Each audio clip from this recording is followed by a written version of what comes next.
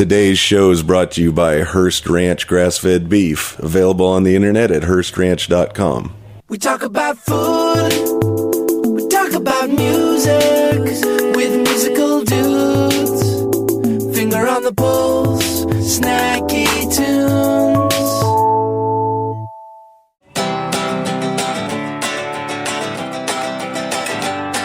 I wish I knew more than what I know about you now.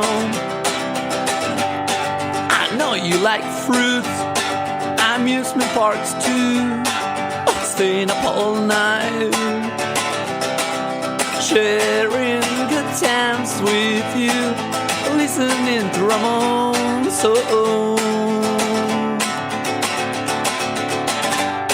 I just let her go, but nothing went wrong. Instead, I'm alright. The times we were cool, those times in school, I recall them now. Oh, sharing good times with you, walking down by the park. Oh, I haven't seen you since then. There's just one thing I'm sure of. Oh, yeah. My heart belongs to you. To you. To you.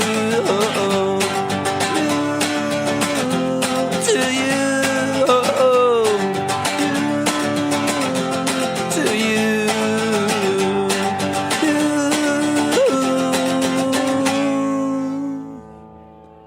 Welcome to Snacky Tunes. Very special all food and drink episode today because it's a big time for food in New York City right now. I'm one half your host, Darren Bresnitz. And the other half, Greg Bresnitz. And today we have Lesley back on for the Manhattan Cocktail Classic for the third year in a row. Don't worry, you can keep typing. Yeah, you keep typing. You can keep working to an easier half. We were literally just tapping on our shoulder. We actually might just cut in last year's interview and just went like dub over 2011, 2012. But right now, sitting across from us is Naomi from Beast from Portland. Welcome. Welcome. Hey. I think that you might be not only our first Northwest chef, but potentially the whole West Coast.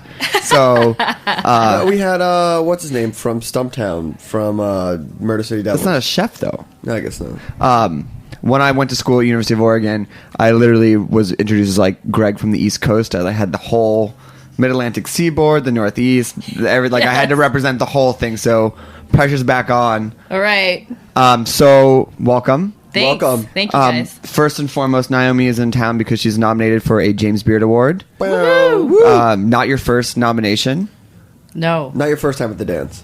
Not my first rodeo. Not your first rodeo. Do you want to tell us a little bit about what you're nominated for? Well, unfortunately, I'm not nominated for the entire West Coast, but Best Chef Northwest is the category that I'm nominated for this year. Amazing. And there's like 2 other Portland chefs, correct? Yeah, 2 other Portland chefs and 2 Seattle chefs. Amazing. And Nostrana's one of them, right? Mm-hmm. Kathy. Which I've eaten at, which was also, we went for the... Yeah, I know. It's pretty great. Yeah.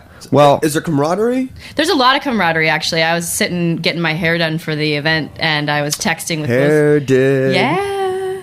I was texting with Chris Israel from Gruner and Kathy Wims from Nostrana. Great people. Just, yeah. So that's a little weird, Your buddies. Yeah, but would you rather lose to someone that you like than someone you hate? For sure. Yeah, we all like each other. That's Even great. the Seattle chefs I like, so it's great. So the first question I want to ask you is, why Portland? Ooh. So... Yeah. Yeah. I mean, why Portland? You mean like national food scene stuff? Yeah, I mean, as I've said, I went to school in Oregon, and farm to table was farm to table before it was farm to table growing up there, like in late 90s, early 2000, where they just talked about where their food came from. Yeah. And when I got to New York, it was still years later before it became a thing. Like, you mean like the Portlandia episode where they talk about the chicken? Yeah. I mean, obviously. I mean, it's without fail anywhere in the West Coast. You'll see like Chidori chicken, everything. Like, it's just... It's true. That's just what it is. Yeah. Well, I think that's pretty much natural sort of evolution of how things are there because, the farms that we buy our produce from really are like only, 50 or 100 miles away. So, by effect, we're trying to acknowledge the farmers that are bringing us stuff. And it sort of just turns out that this whole farm to table thing, evolved that way, right? Mm-hmm. Like you said before, it was like cool to do that or whatever. But really, in the end, it's about the product. And I think we're super lucky because in the Pacific Northwest, we have pretty badass, farms and cool ingredients being grown and a decently long growing season. I mean, we're not like Northern California, which I think, sort of started that whole like farm to table, you got like your Alice Waters and shit down in Berkeley. So, I don't know if I can say that, but yeah, it's internet radio. Oh yeah, good, cool. Yeah. Fuck, no, just kidding. Yeah, press away. Yes. So, I think Portland is a natural place for the farm to table thing to happen because the farms are really close. But so how does living in New York, and obviously it's like so much is based out of here, but how do you feel like Portland kind of came into the national or international food scene, how it like entered the consciousness? Well, I'm not really sure when it happened. I do remember an article that came out in the New York Times Magazine in 2005 after I opened Gotham Building Tavern, which is an old restaurant I used to have. And there was a mention, like the whole thing was called A Tale of Two Portlands.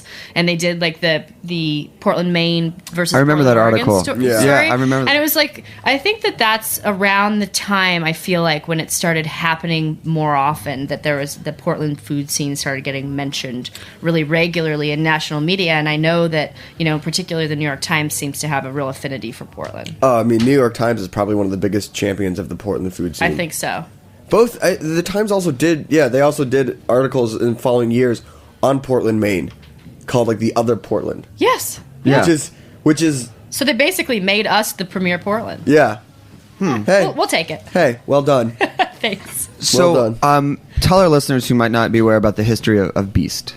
All right, cool. Well, Beast is a very small 24-seat restaurant in Northeast Portland, so it's kind of in a quadrant, deep corner pocket, kind of known as the Alberta Arts District. So it's a little bit like funkier, and it was a place that we opened because as a lot of restaurants in Portland are chef owners, and so you see a lot of restaurants happening in the periphery of town, in the places where the rent's a little bit less expensive, Right. and the chefs are mostly like pretty young and mostly chef owners. So that was where we could afford to open up, and we created this little thing. And I actually honestly thought like no one would come. It was like far away, and I guess it's kind of considered to be a little bit expensive. But Beast is a fixed menu. Please explain what expensive. Oh in God, Portland is. I know, it's really No, kind of just say embarrassing. it. Just say it. Just what is a meal for two with drinks going to run you? It's $100 For two people?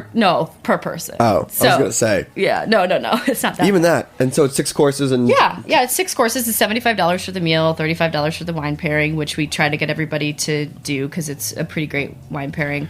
I don't know. It's rare. I have to pass because I'm pretty terrible at drinking wine. It's weird. Whiskey, yeah. bourbon, tequila, fine, but red wine a glass will put me down. Yeah, well, So, that's okay. Yeah, I'm all right to admit that. I'll that's put that fine. on air. Yeah, go ahead. Yeah. I'm embarrassed. By the way, that is Greg admitting that Okay, he yes. cannot drink You're wine. Greg safe. Brasness, You're yeah. safe. Okay. Well, maybe thank not you. from your And that's brother. crazy that your wine I pairing... literally just got hugs from everybody. Thank you guys. Your wine pairing is cheaper than your food because a lot of times, especially in New York, the wine pairing is equal, if not more expensive than We the should food. raise the price. We don't make very much money on our wine, but Please don't blame us for people in No, but Portland I'm for saying- yeah. We But have to after raise the- Snacky Tunes, we decided to raise the price. But isn't in a small operation like yours, aren't the drinks where you make your biggest margin? Supposedly, but we're not serving cocktails, and cocktails is really traditionally where a restaurant makes the most money. But we are moving our restaurant. So you asked about the kind of the history of Beast, and it started out in 2007.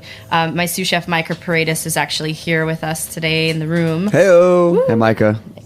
you got that third cup of coffee going? So,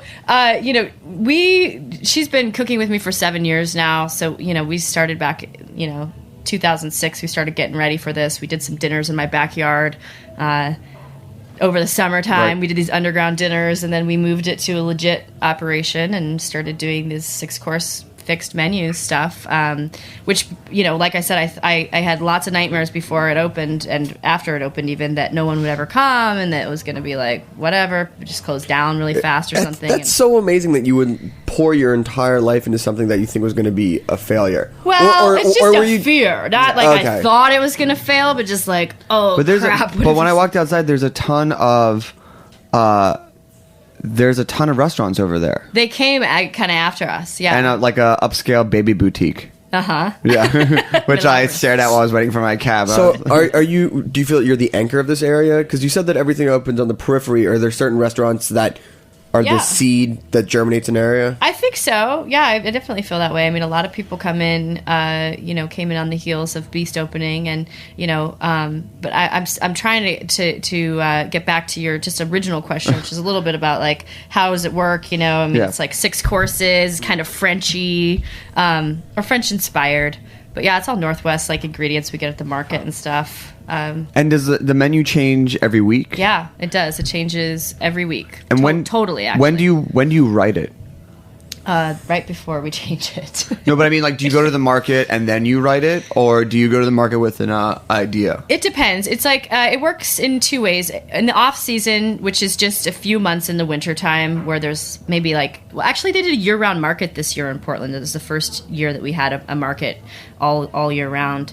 But there's this time in the winter where it's just like kale and potatoes and onions and mushrooms, and so those menus kind of write themselves in some ways because it's like there's not that much going on, right? Right. In the times in spring and summer and fall when there's so much abundant produce, we tend to head to the market, check it out, and like Saturday afternoon or Sunday or Monday, we write the menu. Micah and I sit down and just like talk it over, and she has her things that she does on the menu. She, and I have the things that I focus on, and she does all the pastry work. I can't do pastry stuff, so. That goat cheese ricotta with the disc in there was like, I finished mine and then finished the person across the table from me was kind of dipping it as we were walking out, so it was awesome. Yeah.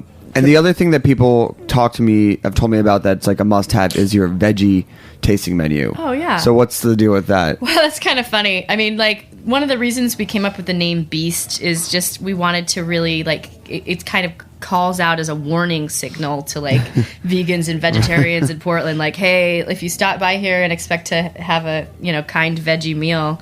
Tofu scramble. Not gonna. You can get that next door across the street, though. I'm sure, yeah. But yeah, no, basically, we just kind of wanted to make sure people were aware, this is a fixed menu. There's no choices and there's going to be meat, And then we started feeling like there were people that were like, oh, I want to come to Beast so badly, but my girlfriend's a vegetarian. And, usually I just said to those people, like, well, then you should come with someone else. Burn! You should get rid of her. Why is she your girlfriend? Yeah. No, and then I just, you know what? As chefs, it's funny. We are known as sort of a meat place, like meat-centric, but we really focus a lot on our vegetables, and hopefully you experienced that when you were there. And the polenta was amazing. It had foie gras on it. And then, Stop I was about to say it Stop was a the little band! rich. Stop the band! Wait, is the band going all the way up to you? I thought it was No, California. it's not. But it's like they're in the ban. I think that they'll probably shut down one of the They're facilities. they tried It's to a do the bunch same of- thing with Hudson. They tried to do Yeah. the same thing in Chicago. Yeah, no, it's not going to happen. It's just not going to happen. And guess what? If they do ban it, then people just were getting fined. Like, Yeah. people just didn't take, like, okay, Yeah, thanks for thank you. telling us. It's the biggest markup we have, so yeah, it's great. Anyway, so we are kind of produce driven in that, like, that's where, like, the meat is easy. Like, the meat's like, oh, hey, it's going to be a lamb week this week, or it's going to be, Poussin or whatever. Right. And then, there's only so many ways to prepare those things. But with vegetables, it's like there's thousands Yeah. of different things to do, and so we just got excited about like doing like about once a month, or maybe once every couple months, we do a vegetarian dinner, and they're very popular because even with people that eat meat, I mean, it's like, come on, vegetables are delicious. No, I mean, vegetables are really great, especially the depth of flavor that you can get out of, if you think about a raw onion to a purely caramelized onion and what's in between all of that versus, don't get me wrong, love steak, but there gets a point where there's Steak is a steak. Steak is a steak. Yeah. I know exactly what a good piece of steak tastes like. I've always contended, like, a lot of the when I went to Vetri and did their tasting menu, and the best thing I had on the menu were all the vegetables. The lamb was Yeah. The lamb was perfect and everything like that, but the things that surprised me was like a potato, truffle, squid ink puree. That was like... Well, you would hope that at a restaurant at your level or anything like that, the meat's going to be perfect.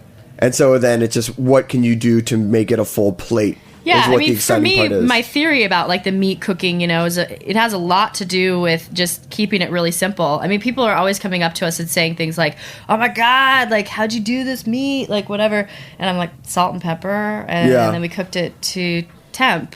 And I think that for us, we get to show off a little bit with the veggies, and we get to do that, especially in the vegetarian meals. So we really enjoy that part. A lot of people say, "Oh, vegetarian meal, I feel so sorry for you," But no, we actually really enjoy doing it. all right, well, we're going to take a quick musical break, come back and talk about tonight and a few other things, then we're going to get you out of here so you can get to the dance. And we want to talk about the music that you play at the restaurant as well. Yeah. Oh, I think Micah should sit in the seat then. Micah, we'll just we got 2 microphones. We'll swing it over. Cool. And then we have Lesley from the Manhattan Cocktail Classic coming up as well.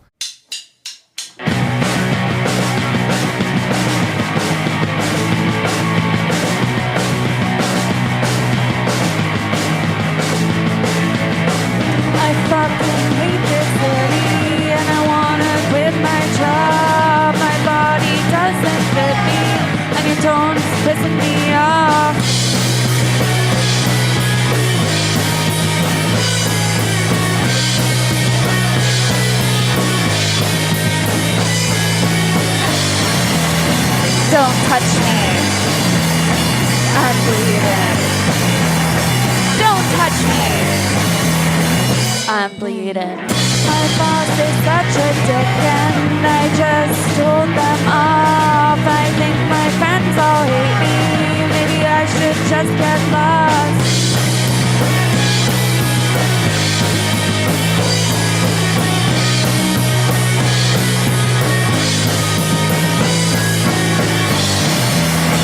Don't touch me.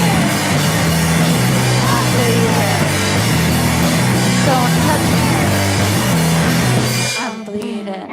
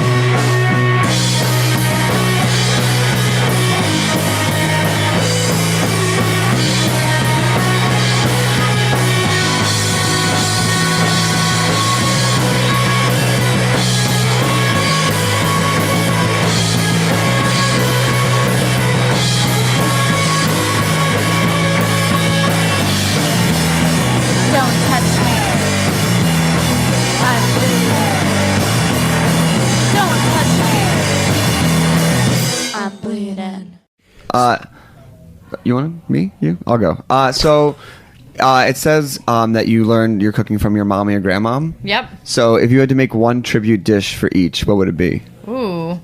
Well, my grandmother, Vivian, is from the South, and she always made pies, actually, with my grandfather. He would do the lattice work crust. He was a surgeon, actually, so he would do, like, the super, super thin lattice top, and she would do the filling, and I would have to employ Micah's assistance, for sure. But I would attempt a blueberry pie for my grandmother.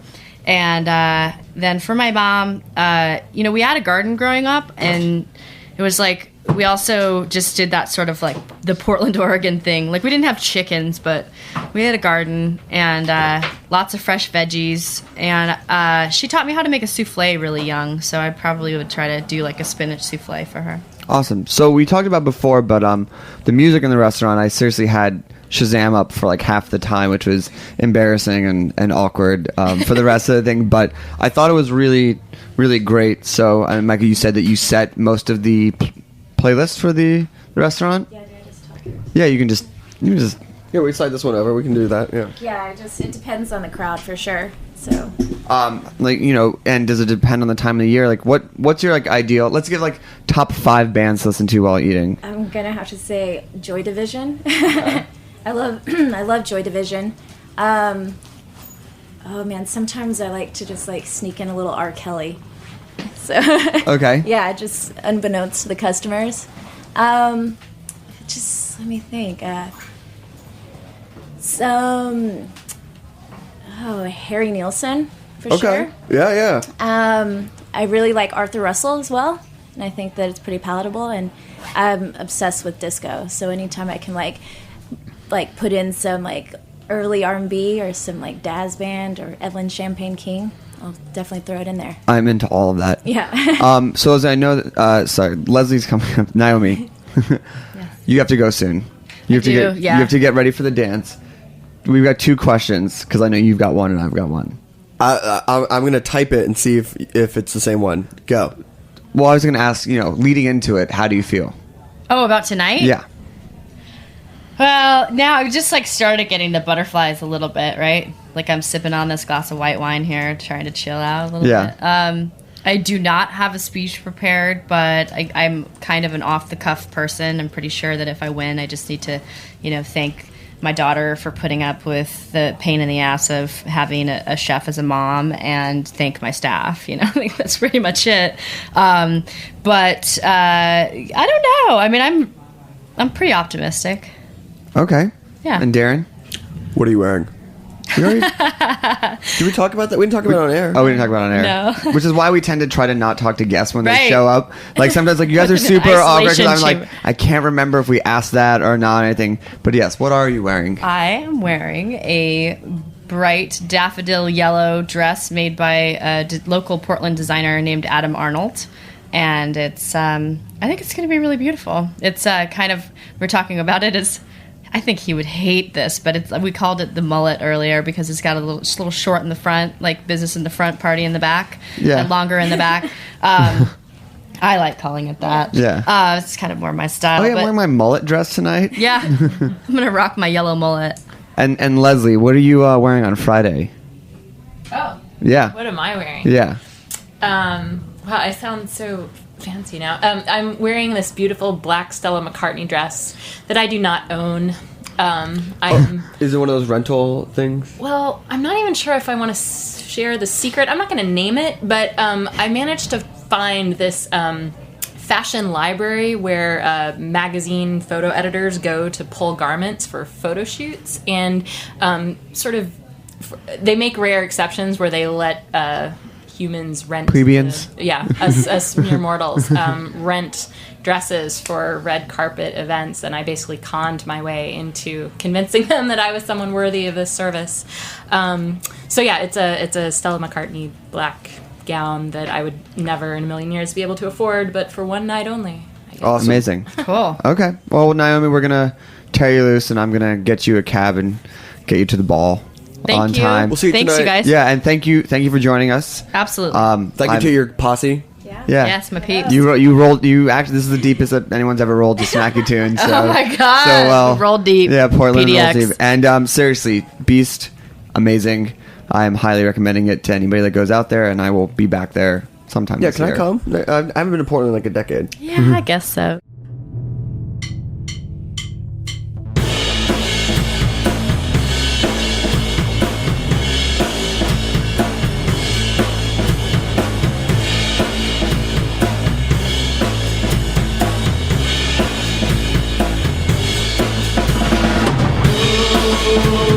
Sisters,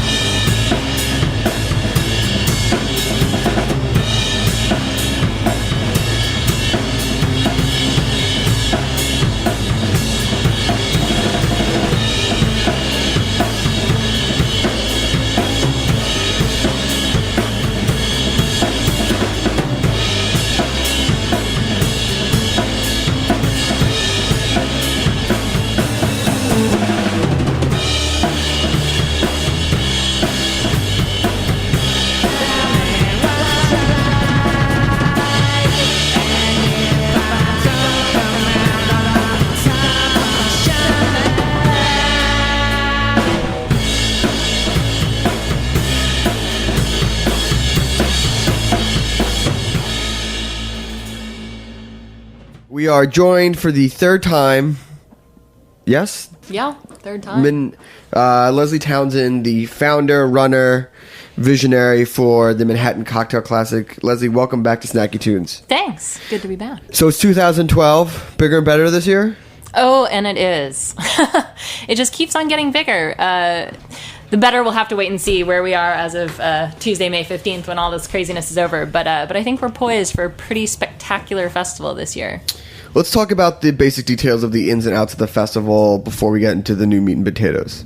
Sure. So it's a 5-day festival that are about 100 events that are all individually ticketed and open to the public. Tickets are available for, well, a lot of the events are sold out, but tickets for events that are not yet sold out are still available on our website at manhattancocktailclassic.com. In addition, there is a invite-only trade conference this year that is being hosted at the Andaz Fifth Avenue Hotel, which is open by invitation only to members of the trade and media. And there are a whole bunch of other fabulous events and activities and tastings and panel discussions and presentations that are happening there. What made you want to expand it to having a more sort of panel trade conference type of aspect?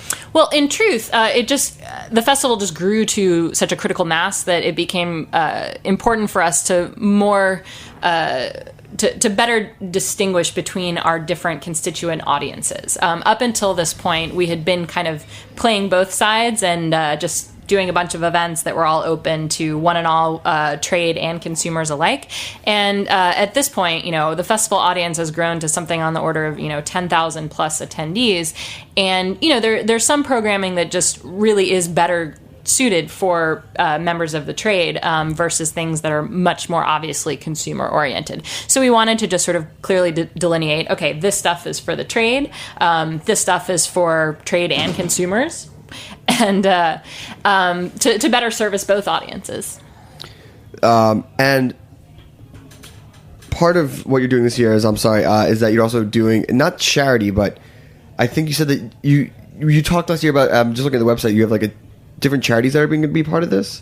So the way the structure of the festival is set up, so there are certain events that we produce centrally, such as the opening night gala at the New York Public Library, right. And then the Industry Invitational, which is the trade conference. But then all of the other events that take place at bars and restaurants and galleries and distilleries, those are all actually individually produced by brands, bartenders, bar owners, etc. Right. So the way those events are set up, basically, that ticket revenue is not going back to us. It's going back to whomever is putting the event together. And in many cases, the people organizing the events are putting a portion of that back to a charitable cause or a foundation or whatever. But most importantly, we just feel like everyone has a cause that they want to support.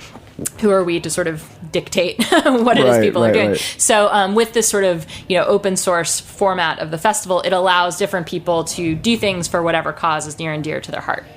So what are you most excited about? I know it's like saying pick your favorite child, but what are you really looking forward to? What events? Which things?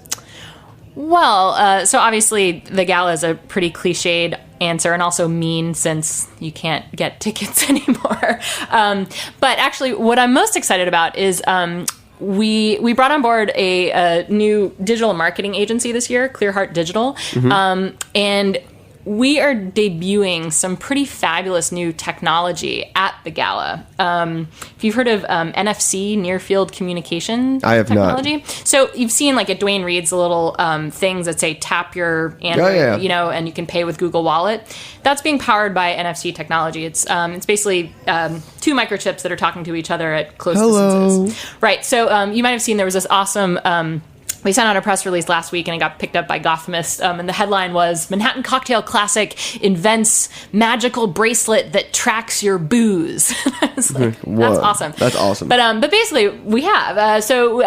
My lovely marketing agency figured out how to embed NFC microchips into these little, silicone wristbands, which then are hooked up to your unique profile. And so then there are the readers placed at all of the different bars at the gala. So as you're going through the event, you just tap your wristband at each bar, and it automatically stores the information of which cocktail you're drinking. Oh, it's amazing. As I'm sure you know, as someone who attends a lot of these events, the biggest problem is how the hell are you supposed to keep track of? Oh no, I remember everything. Right.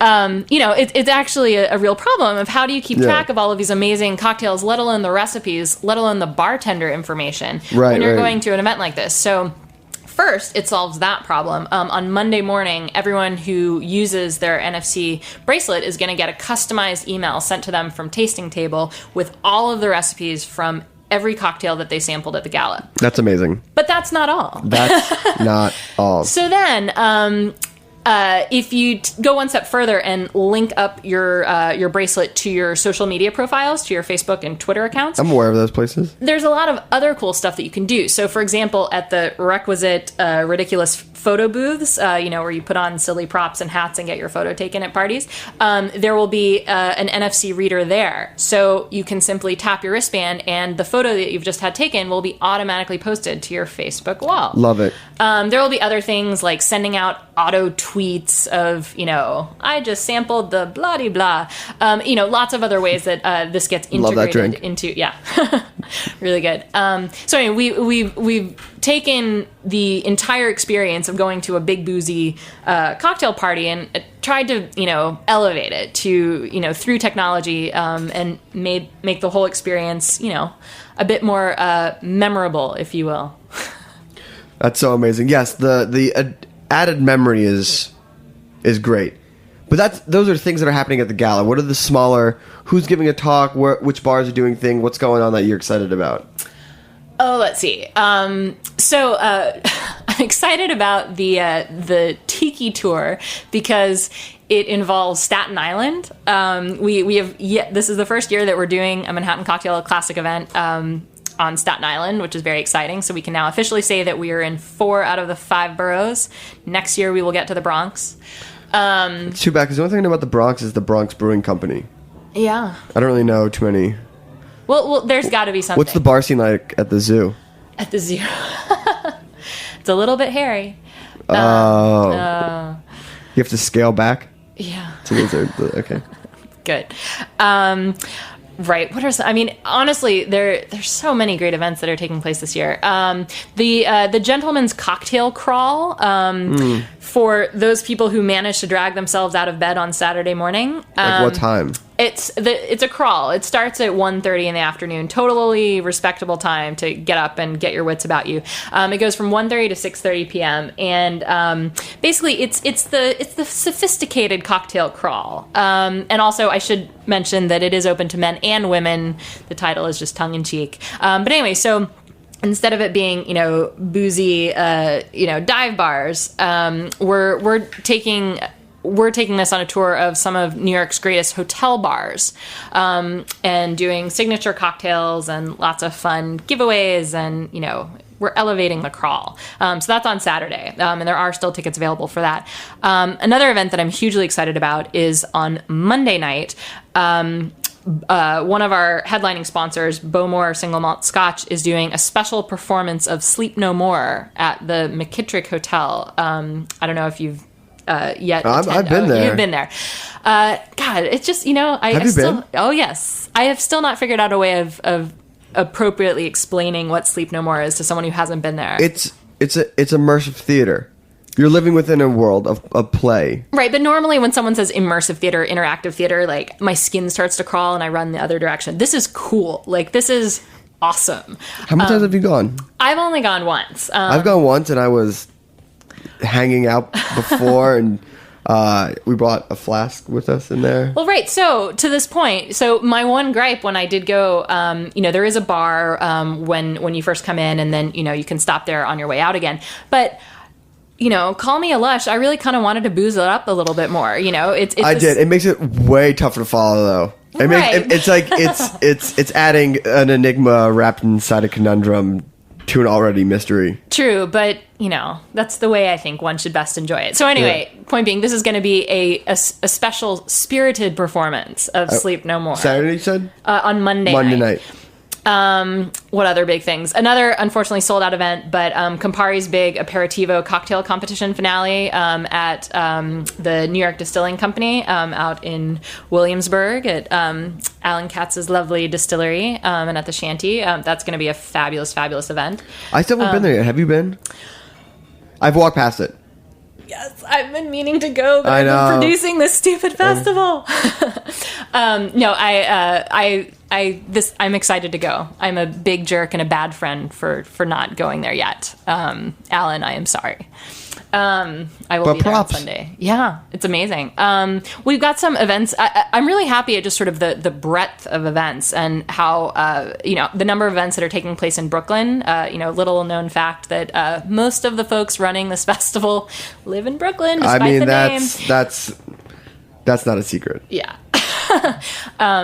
So I'm really excited to see more events taking place in Brooklyn. We got some events in Red Hook, which make me really happy. I'm truly just happy. The whole point of setting up the festival in this way was to allow as many different entities as possible to become a part of the festival and to, say, hey, we want to do an event and we want it to be part of this awesome thing and to sort of make it happen. So no, I think it's a lot of fun, and I think you guys, I think we said it last year, but you hit at a really good time when drinks have become a part of pop culture. Yeah. But you've also been able to, adapt with the changes of pop culture. I think there was a little bit of a pushback on the cocktail, but you have found a way to really highlight all the different aspects of it as it fits into different genres and cultures and parts of society that isn't just let's make another $17 cocktail or something like that. Totally. We from the beginning, since this is obviously we mentioned there's the whole trade conference, but the rest of it, this is a consumer facing festival, and this is for a much broader audience than just the self-described cocktail nerds.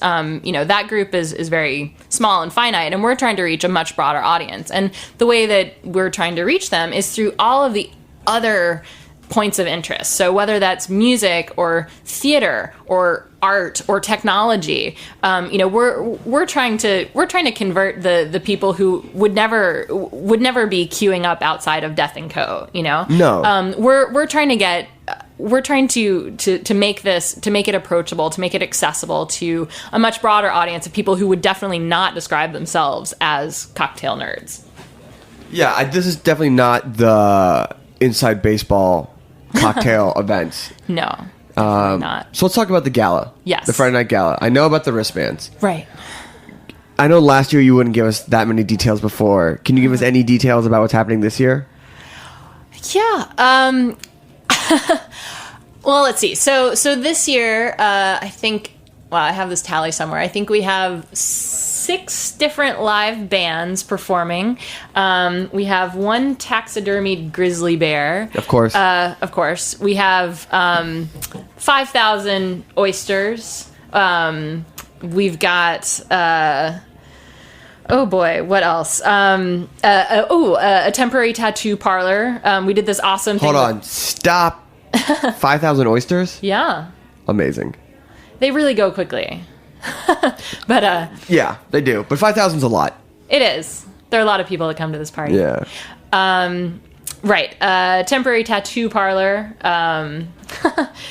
You're not doing like the real Sailor Jerry's. Yeah, that's tattoo at the biggest booziest party of the year. That would be a lot of waivers that would needed to be signed. I mean, I think that they do great work, and I love all Sailor Jerry stuff. But I wonder what the ratio of the people who get those Sailor Jerry tattoos on site at events, and then like the next morning they're like, "What the what?" Honestly, I've my lawyers scare the. Oh my god, I know. The fact that you're trying to like put drinks and foods inside of people already is enough for you to have enough liability. Yeah, I pretty much just live in fear all the time.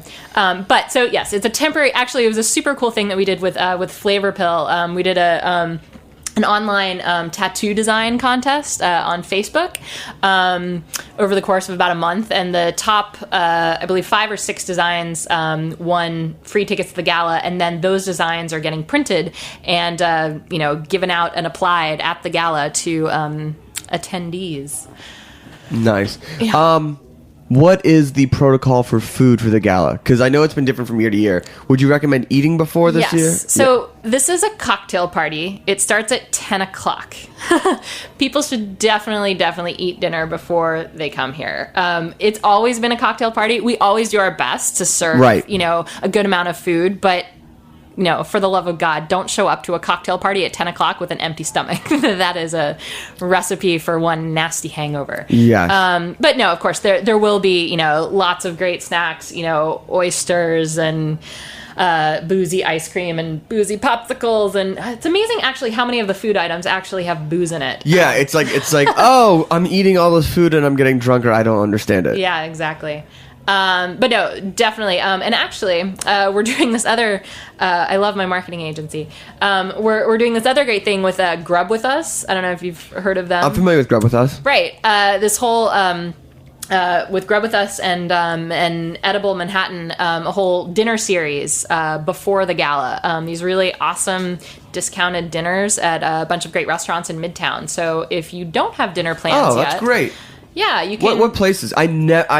With the exception of maybe Keen's, I rarely know where to eat in Midtown. Have you ever eaten at Keen's? Yeah, Keen's is amazing. Oh my God, all of the... by the way, Keen's is not the best place to have those drinks, it's like a triple shot Bloody Mary. Yeah. Oh, I lost my internet connection. It's fine. Anyway, if you go onto our Facebook page, we have the whole Grub With Us section. And yeah, there are a lot of great participating restaurants and doing really good deals. And it's a great way to hook up with people before heading off to your black tie event. Oh, I'm so excited. I have my suit, but I only have one suit, but I can get away with it because I have different shirts. Yeah. But it's fine. I don't remember what you wore last year. It'll be the same. It'll be the exact same suit because it hasn't been a banner year for me to get a new suit. Yeah. I have to admit, I'm very envious of that. I really would just love to wear the same thing each year. I would like to have a new suit. I thought I was going to get a new suit because, I always have the Beard Awards and then this, but whatever. No one remembers. Yeah. I wear the suit 3 times a year. Yeah. The funny thing about this year, but we'll let you go after this, is can you talk a little bit about the black market for the tickets for the sold out event? Yeah, it's of course I have Google Alerts set up. So every time someone posts tickets for sale on Craigslist, I get this little Google alert. And I'll admit, I'm in no way officially endorsing this. But it's just been kind of awesome to see, the market value creeping up closer and closer. I think the craziest price that I saw was someone asking, tickets are regularly $150 plus taxes and everything. Probably, I think it comes to $170 something. Someone was trying to get $300 per ticket. Looking at it now. No, hold on, wait. It's 2 tickets. No, there have been a bunch, but someone was actually ballsy enough to go on there and demand $300. They might have since changed it. I wonder if you have some scalpers out front going, need tickets? Seriously. We saw, I felt so proud. We got picked up on, there was an indexing on StubHub.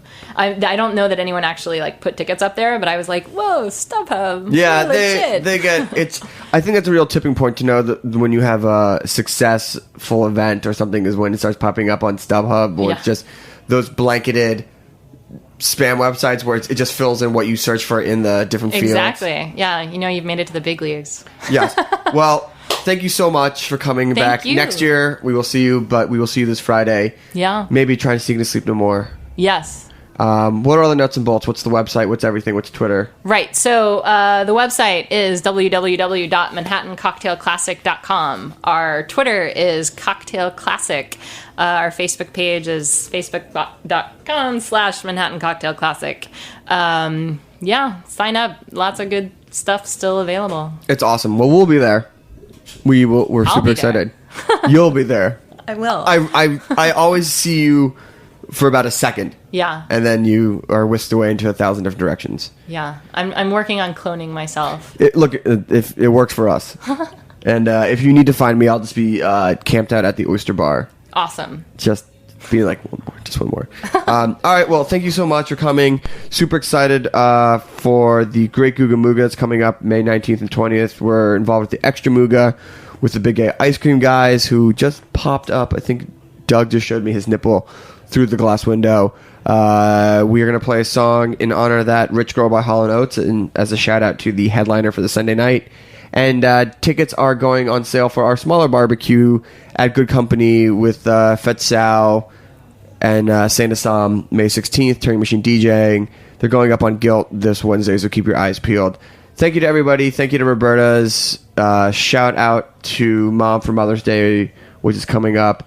And go Flyers. Let's see you get back into the series.